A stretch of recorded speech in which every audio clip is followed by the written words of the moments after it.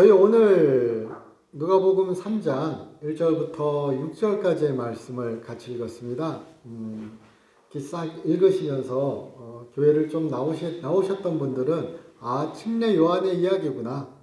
침례 요한. 저희가 순복음이라서 침례 요한이라 그럽니다. 저에게 익숙한 용어는 솔직히 세례 요한입니다. 근데 이제 세례 요한, 혹은 침례 요한, 우리가 이렇게 얘기할 때 침례 요한에 대해서 항상 얘기되는 것 중에 한 가지가 오늘 우리 읽은 3장의 본문처럼 그가 주의 길을 준비하는 자였다. 광야에서 외치는 자의 소리가 있었다. 근데 그것이 무엇이냐? 주의 길을 준비하란 그런 성경의 이야기였다. 이런 얘기를 자주 합니다. 자, 그런데 우리가 한번 그런 생각을 해보셨으면 좋겠습니다.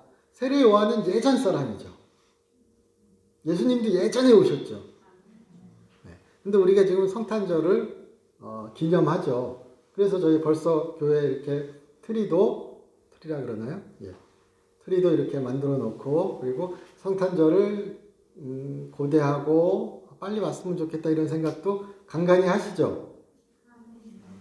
선물 줘야 돼서 짜증나세요? 성탄절이 또 하나의 거룩한 부담으로 다가오세요. 그런데 우리가 오늘 이 성경의 이야기를 따라가다 보시면은 저는 그건 확실한 것 같습니다. 성탄절은 기쁨과 소망과 성취의 날이죠. 하나님의 약속이 성취된 날이요. 하나님의 약속이 결정적으로 이루어진 날이요. 세상의 구원이 결정적으로 시작되는 날이요. 좀 다르게 얘기하면 그렇게 얘기할 수도 있죠. 그렇게 기대하고 고대하던 어그러졌던 세상이 회복되는 결정적인 순간이 시작된 날.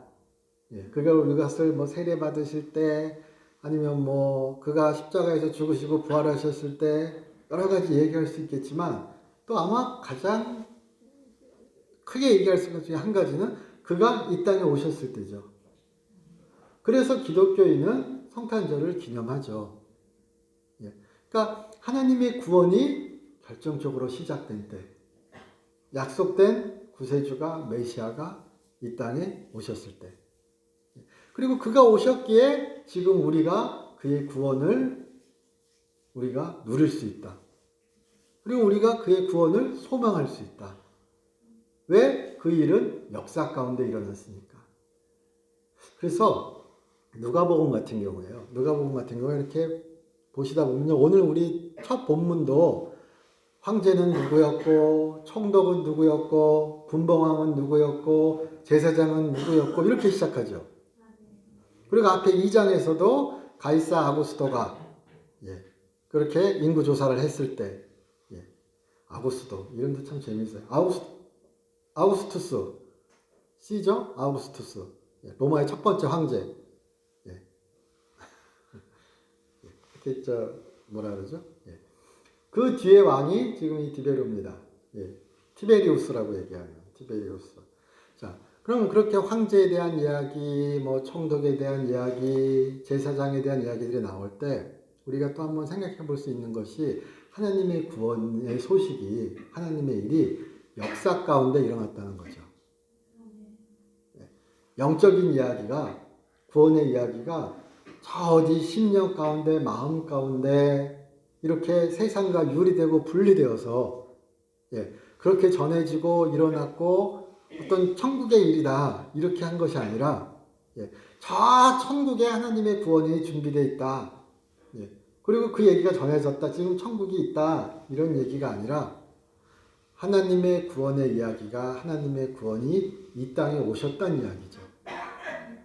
그리고 그것이 세상의 역사 가운데 일어났다는 이야기죠. 그래서 이 구절을 보실 때 그렇습니다. 그냥 그래 그때 일어났지 이렇게 그냥 훅 넘어갈 수도 있지만 하나님은 현실 가운데 역사하시는구나. 세상 가운데 그의 구원을 펼치셨구나. 그럼 지금 우리의 현실 가운데도, 우리의 시간 가운데도 그의 구원을 우리에게 허락하시겠구나. 우리가 그의 구원을 누릴 수 있겠구나.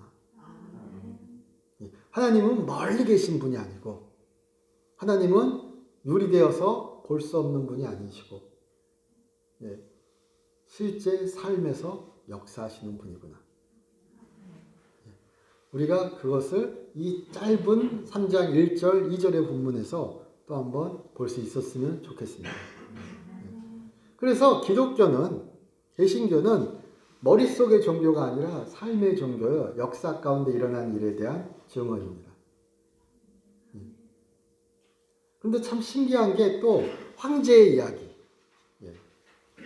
디베리우스라는 황제 때, 뭐 빌라도라는 총독 때, 여기 나오는 뭐 헤롯 안티파라든지 빌립이라든지 이 사람이 이스라엘의 분봉왕이었을 때, 안나스와 가야바, 우리 예수님의 이야기 쭉 복음서를 따라가다 보시면은 예수님이 재판 받으실 때, 예수님이 그렇게 잡혀서 재판 받으실 때 대제사장이 가야바입니다. 이 사람은 여기 나오는 안나스라는 사람의 사위예요. 그리고 이 안나스라는 사람이 예수님 어릴 때 대제사장을 했던 사람입니다. 그리고 여기 나오는 가야바라는 사람이 기원 후, 우리가 말하는 예수님 탄생 후, 예수님 기원, 예수님 오신 후, 기원 후 한 18년, 기원 후 18년, 16년, 그때부터 36년까지 상당히 긴 기간, 한 18년 이상, 18세 이상 대제사장을 했던 사람입니다. 그리고 이 안나스의 아들들이 그 뒤에 4명인가 5명이 더 대제사장을 합니다. 권력자 집안이죠. 그러니까 우리가 그런 말이죠. 집안끼리 다 해먹어. 저희가 막 세습 교회 얘기할 때, 저도 세습이죠. 자, 저희도 집안끼리 다 해먹는 거죠. 이것을 이제 우리가 얘기할 때, 여기 안나스라는 사람, 가야바라는 사람, 그리고 그 뒤 아들들의 이야기, 황제의 이야기, 세상의 이야기, 그리고 빈들의 이야기가 또 대조되기도 하죠. 대비되기도 하고요. 그런데 우리가 그 대조와 대비를 보는 것도 필요하지만 또 그런 것도 한번 보았으면 좋겠습니다.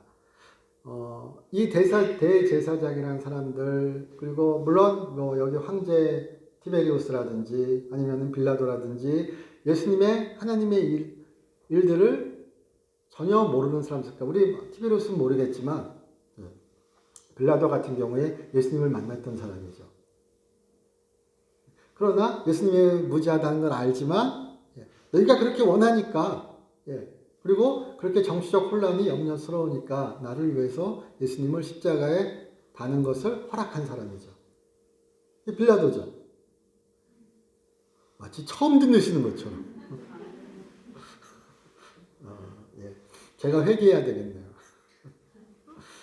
그런데 그렇게 이 땅의 삶에서 어떤 세상적인 것, 자기 욕망 이런 것들이 강했던 사람, 그리고 또 나름대로 세상을 변화시키고자 했던 사람들인 거죠. 펼치고자 했던 사람들인 거죠. 그리고 또 이 티베리우스 황제나 이런 사람들, 카이사르 이후의 사람들은 로마 체계에서, 로마의 사회정치 체계에서는 황제는 어떤 신 같은, 그러니까 우리가 말하는 하늘에서 내려온 신의 아들 같은, 신 같은 존재로 대우되기도 했었습니다. 우리 예수님의 성육신 얘기하는 것처럼 그런 아주 똑같은 건 아니지만 그런 비슷한 식으로 시저나 이런 사람들이 이해됐었거든요. 신으로 추대되는 거예요. 이 땅에 내려온 현신으로. 그래서 그런 정치 종교 체제가 막 돌아가는 그 상황에서 하나님의 말씀은 정작 어디에 임하였는가? 광야에 있는 빈들에 있는 요한에게 임한 거죠. 스스로 신이라 그러는 사람들, 아니면 스스로 사람들이 신이라고 생각하는 사람들, 그리고 높은 자리에 있는 사람들, 뭐 종교인들, 여기에 하나님의 말씀이 임해야 되는데 그들이 하나님의 말씀을 들어야 하는데 그게 오히려 자연스러울 것 같은데 막상 어릴 때부터 광야에서 자랐다고 누가복음은 얘기하는, 누가복음 1장 80절에 보면은 여기 바로 옆이니까 한번 보실 수 있어요. 바로 누가복음 1장 80절에 아이가 자라며 심령이 강하여지며 이스라엘에게 나타난 날까지 빈들에 있으니, 열심히 뛰어났다는 얘기죠. 예. 저는 이렇게밖에 이해가 안 돼요. 물론 우리가 우리 구약 성경에서 이삭 그 뒤에 얘기할 때 에서 얘기할 때요. 에서 얘기할 때 들나귀처럼 그렇죠. 저는 꼭 비슷한 건 전혀 아니지만 광야에서 그렇게 빈들에서 자라났다 그럴 때 그가 고행의 의미, 그가 금역의 의미, 극계의 의미 이런 것을 주로 떠올립니다. 왜냐하면 마가복음이나 마태복음이나 이런 성경 구절을 보시면은 그가 약대털, 낙타털 옷을 입고 석청과 메뚜기로 그렇게 연명하면서 그렇게 주님의 하나님을 찾았던 것처럼 그리고 거기서 그렇게 그가 하나님을 전파했던 것처럼 구원을 전파한 것처럼 얘기가 되니까요. 그런데 누가복음을 이렇게 쓱 보시면요. 그가 그렇게 메뚜기를 먹은 이야기, 석청을 먹은 이야기, 뭐 낙타털 옷을 입고 그렇게 구약의 선지자처럼 광야를 떠돈 이야기는 많이 강조되지 않습니다. 그는 광야에서 자라났대요. 그는 다른 사람은 왕궁에서 자라났고 다른 사람은 뭐 도시에서 자라났고요. 이 사람은 광야에서 자라났습니다.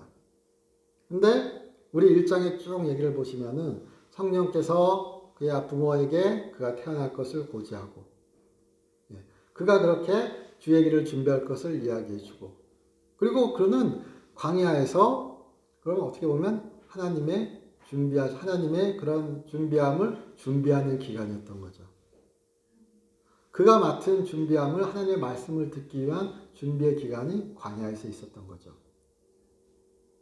이렇게 한번 생각해 보신다면 광야와 왕궁과 막 이런 대조에만 우리가 머무는 것이 아니라 우리에게 필요한 것이 무엇인가 그럴 때 하나님의 말씀을 들을 수 있는 준비가 우리에게 있어야 되겠구나. 그리고 그는 안나스, 가야바, 뭐 인간적으로, 그리고 아마 역사적으로도 그렇게 매력 있는 사람들 아닙니다. 그러나, 그런 금욕하는 사람에게 하나님의 말씀이 더 자세히 임할 수도 있죠. 근데 여기서 더 중요한 건 무엇이냐? 하나님이 세례 요한에게 약속하셨고, 그 약속을 이루셨다. 근데 그 아이는 누구냐? 그냥 들에서 뛰노는 아이예요. 이렇게 얘기하면 너무 심하게 얘기하는 것 같죠. 건강하게 광야에서 자연과 사람과 또는 고독과 또는 삶과 거칠게 부딪혔던 사람이에요. 광야를 빈들을 생각하시면 여기 빈들이라는 용어도 그렇지만 광야를 생각해 보시면요. 단순히 아무것도 없고 막 그냥 돌멩이 굴러다니고 이런 곳만 있는 것이 아니라 광야에는 그런 것도 있고 오아시스도 있고 농사 짓는 것도 있고요. 나무가 자라는 것도 있고 숲도 있고 다윗도 광야에서 도망가잖아요. 도망가서 광야에서 살죠. 그러니까 광야는 삶의 터전이에요. 또 한 면에서는요. 빈들조차도. 그러니까 이렇게 어떤 유리되었다, 외롭다, 구석에 있다 이런 것만을 보는 것이 아니라 하나님의 만남이 그리고 그의 얘기를 들을 수 있는 준비됨이 더 중요하다 이렇게 생각해 보았으면 좋겠습니다. 그리고 우리의 대림절 기간이 그런 기간이 되셨으면 좋겠습니다. 오실 예수님, 지금 나와 함께 계시는 예수님을 고대하고 소망하며 확신하면서 기다리는 시간이 되셨으면 좋겠습니다. 그럼 그렇게 기다리는 시간은 기쁨의 시간이요, 소망의 시간이요, 확신의 시간일 것으로 믿습니다. 막 기다리는데 대답 없는 게 제일 짜증나죠. 아니 막 부르는데 대답 없으면은 그리고 뭔가 반응이 없으면은 힘들잖아요. 근데 저는 믿습니다. 대답하는 부르는 자에게 하나님이 응답해 주신다는 거예요. 이제 예배 저희 이제 설교 끝나고 제 설교 끝나고 원로 목사님께서 이야기하실 때 또 오늘 이렇게 주보 보시면은 집어보시고 저희 들어오실 때 보시면은 간증 또 있습니다. 조영선 집사님. 근데 그리고 또 여기서 이렇게 끄떡끄떡 하시는 김인숙 집사님 이야기도 저희 주보에는 적혀 있지 않으나 또 있습니다. 근데 기도하는 분에게 그렇게 간구하는 분에게 하나님은 응답해 주시거든요. 그래서 그런 소망이 가득하셨으면 좋겠습니다. 요셉의 그러니까 여기 지금 이 침례 요한의 이야기에서 준비한다 이것을 이해할 때 우리가 지금 우리의 삶에서 어떻게 준비하실 것인가 기도하셨으면 좋겠습니다. 지금 우리가 주님의 오심을 어떻게 준비할 것인가 성경의 이야기를 예수 그리스도의 이야기를 삶으로 살아가셨으면 좋겠습니다. 하나님 나라의 일을 하나님 나라의 이야기가 우리 삶을 통해서 퍼져갔으면 좋겠습니다. 세례 요한의 표현으로는 회개의 열매, 세례 요한식 표현으로는요. 하지만 그것은 구원의 열매이기도 하죠. 그런 것이 우리 삶에 가득하셨으면 좋겠습니다. 저희 본문으로 한번 다시 돌아가겠습니다. 그래서 3장 2절 안나스와 가야바가 대제사장으로 있을 때 하나님의 말씀이 빈들에서 사가랴의 아들 요한에게 임한지라. 우리가 요즘은 직통계시가 없어 거의 뭐 정설처럼 굳어진 거지만 그래도 하나님의 말씀이 요한에게 임했던 것처럼 우리에게도 성경을 통하여 성령을 통하여 그렇게 하나님의 이야기를 듣는 우리가 되셨으면 좋겠습니다. 하나님의 말씀 이야기를 들을 수 있었으면 좋겠습니다. 3장 3절입니다. 요한이 요단강 부근 각처에서 와서 죄사함을 받게 하는 회개의 세례를 전파하니. 그래서 여기서 우리 성경 문장 구절을 보시면은 요한이 요단강 부근 각처에 와서 이렇게 돼 있죠. 그래서 마치 다른 사람들이 요한에게 막 온 것처럼 인식되죠. 그냥 이렇게 보면요. 요한은 요단강 부근에 있고 사람들이 각처에 와서 그렇죠. 근데 헬라어 성경은 기본적으로 요한이 먼저 찾아간 거예요. 그러니까 사람들에게 찾아갔다기보다 요한이 그렇게 요단강 서쪽 부분, 우리가 보통 얘기할 땐 그렇게 얘기합니다. 역사적으로 요단강 서쪽 부분, 북서쪽 그쪽에 요한이 찾아가서 그러니까 광야에 있던 요한이 하나님의 말씀을 받고 그 얘기는 하나님이 부르셨다는 거예요. 하나님의 말씀을 받았다는 의미는 지금 우리식의 표현으로 얘기하면은 하나님이 그때 그에게 명령하셨다는 거예요. 이제 시작해라. 이제 가라.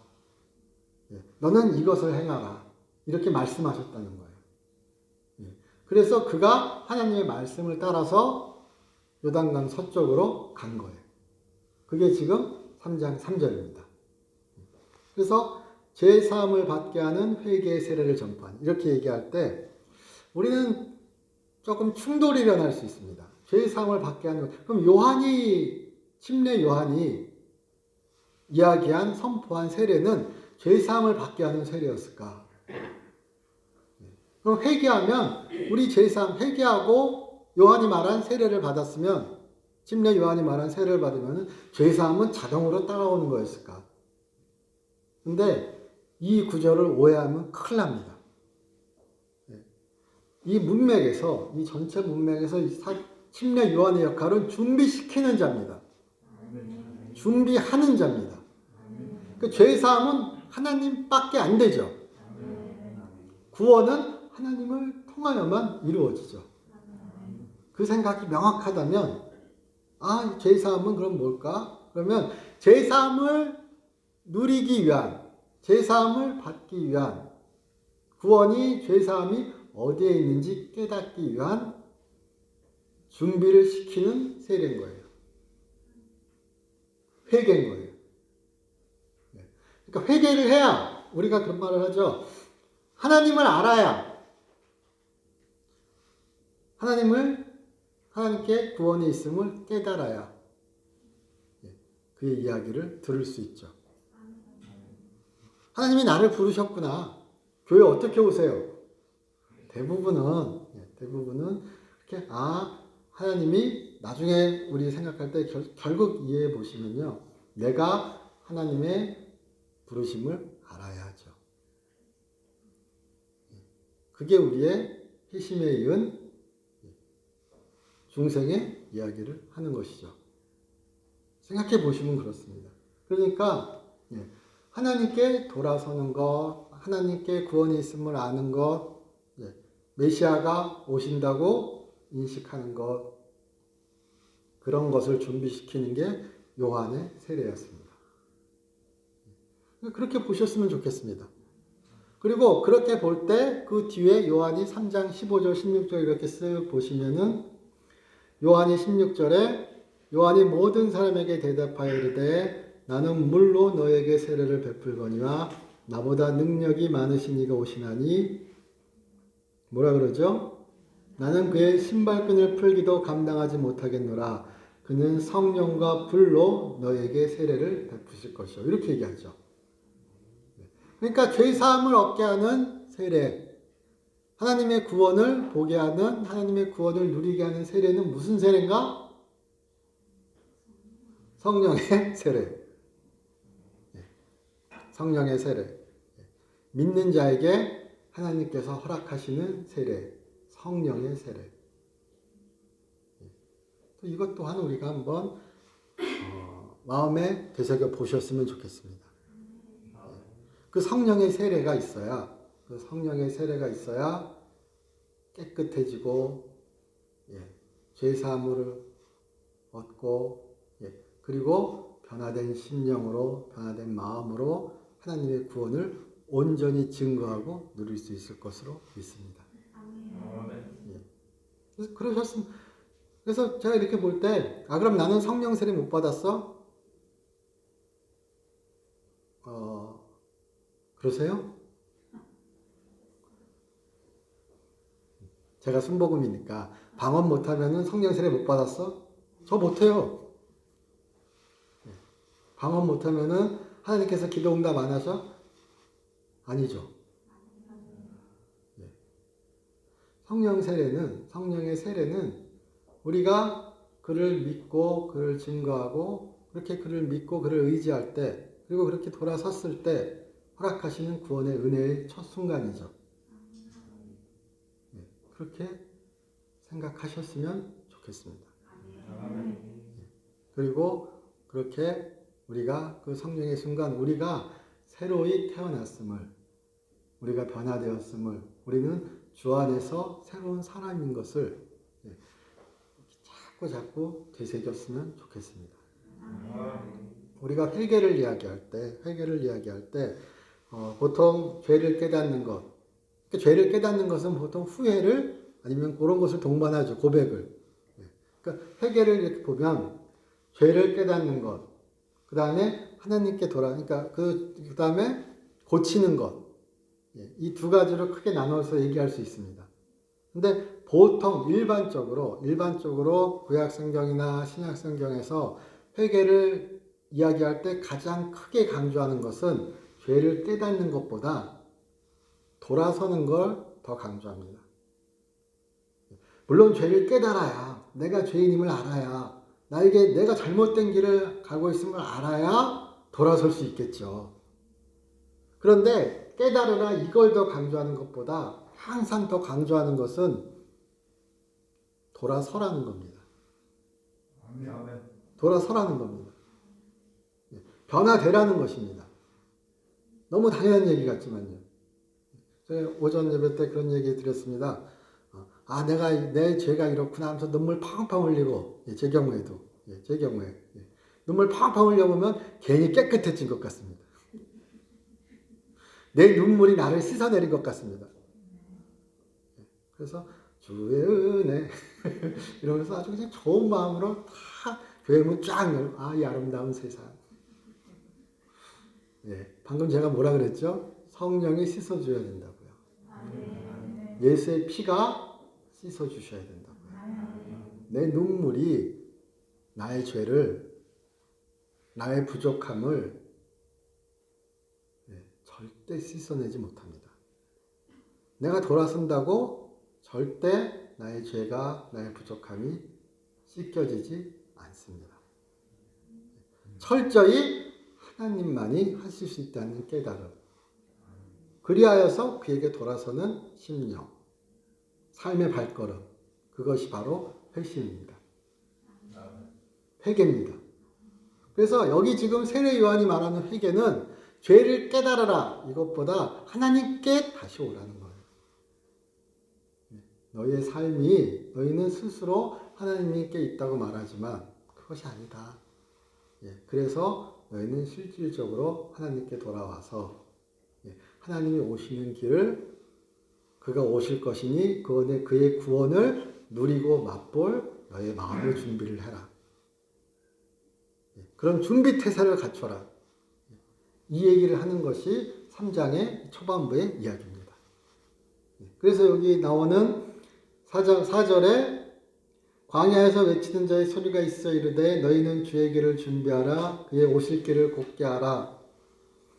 모든 골짜기가 메워지고 모든 산과 같은 작은 산이 낮아지고 굽은 것이 고자지고 험한 길이 평탄해질 것이요. 이런 얘기가 쭉 나오죠. 그래서 우리가 이렇게 해야 되는 것도 있지만 또한 어떻게 우리 다르게 생각해 보시면요.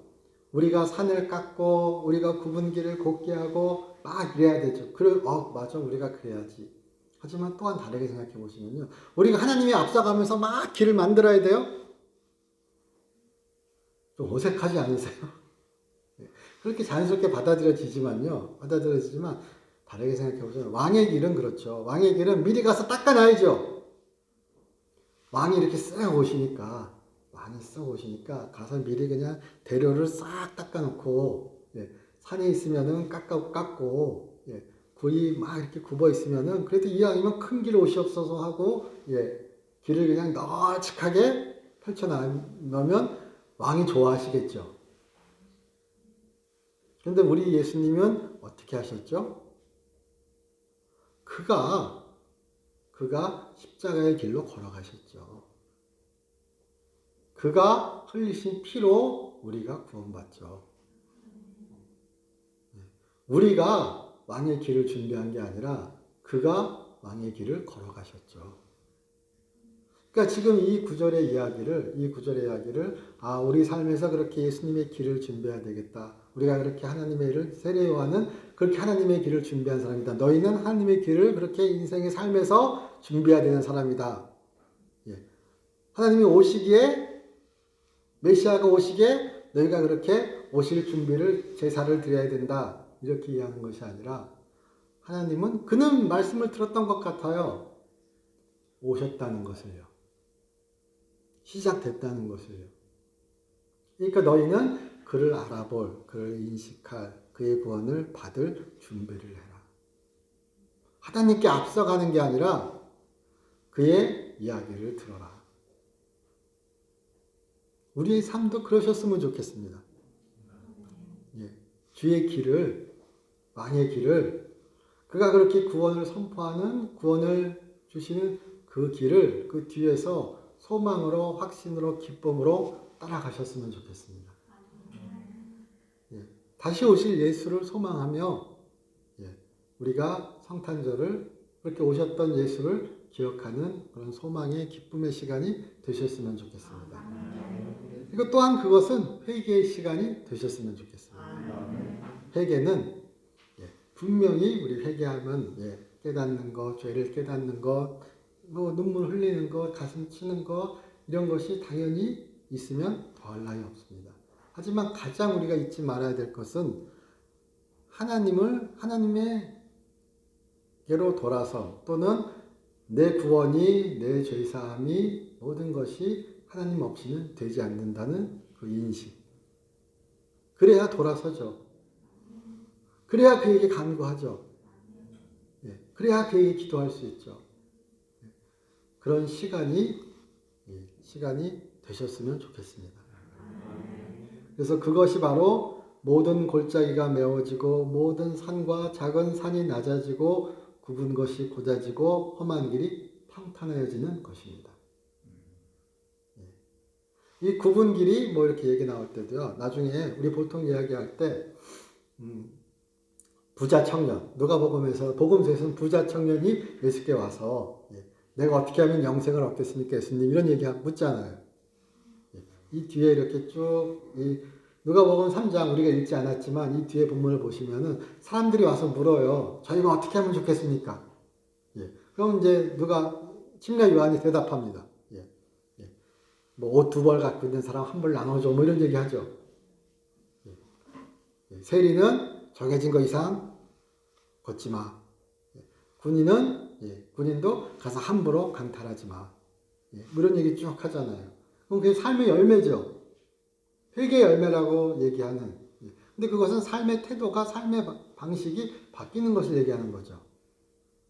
근데 그 얘기를요, 만일 우리가 그 얘기를 사도 바울식으로 한번 바꿔보면은 가장 또 우리가 꼽을 수 있는 본문 중에 한 가지가 빌립보서 1장입니다. 멀지 않으니까 빌립보서 1장 같이 한번 보았으면 좋겠습니다. 신약성경 318쪽 근처에 있습니다.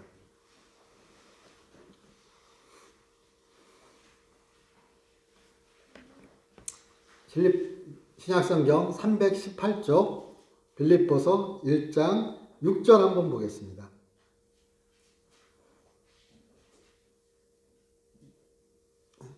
(1장 6절) 다 같이 한번 읽어보겠습니다. 너희 안에서 착한 일을 시작하신 이가 그리스도 예수의 날까지 이루실 줄을 우리는 확신하노라. 아멘. 너희 안에서 무슨 일을 하셨다고요?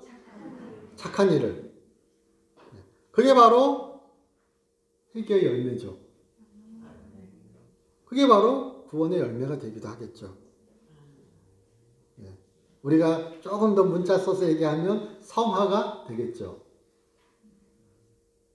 그런데 너희 안에서 구원을 이루신 이가 너희 안에서 착한 일도 이루고 계시다 이렇게 얘기하는 거잖아요. 사도 바울의 지금 이 이야기는 그가 감옥 안에서 내가 빌립보 교회 너희들의 그런 사랑을 내가 안다. 너희가 나에게도 사랑을 보여줬고 너희가 그 복음 안에서 그렇게 너희 교회가 사랑의 뛰어남을 내가 안다. 이렇게 쭉 얘기하는 이 이야기의 구조입니다. 그런데 그가 얘기할 때 그렇게 얘기합니다. 예수님은 너희 안에서 하나님은 너희 안에서 착한 일을 시작하셨대요.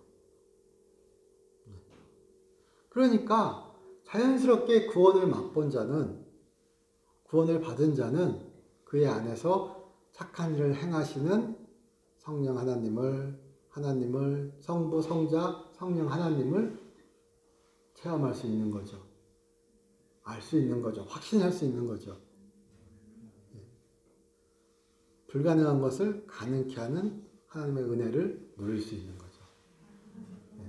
우리가 의로워진다, 의롭다 여김을 받다, 칭의라고 얘기할 때, 그래서 우리 개신교 전통은 분명히 칭의와 성화를 좀 구분합니다. 그래서 칭의는 의롭다, 칭해지는 것, 의롭다 여겨지는 것. 근데 이 의롭다 여겨진다고 얘기할 때요, 우리가 그거 항상 같이 이렇게 생각하셔야 될 게, 단순히 그냥 의롭다 여겨지는 게 아니라, 이것은 예수 그리스도의 의가 우리에게 전가된다 이렇게 표현합니다. 예수 그리스도의 믿음이 그의 순종이 하나님의 구원을 이루었습니다. 그리고 예수님만이 의로우신 분이십니다. 그리고 그런 의로운 자의 희생만이 피만이 하나님의 구원을 이루기 위한 결정적 일이 되는 것입니다. 그러므로 그의 의만이 하나님의 구원을 맛볼 수 있게 합니다. 그래서 우리가 얘기할 때 칭의라고 얘기할 때 득의, 칭의 이런 개신교적 표현의 영어는 예수의 의를 얻은 겁니다. 그래서 예수의 의가 우리에게 있기에 예수의 의가 우리에게 허락되었기에 우리가 의롭다고 불려질 수 있다 이렇게 얘기하는 거예요. 그래서 죄인이자 의롭다 이런 얘기도 가능한 거고요.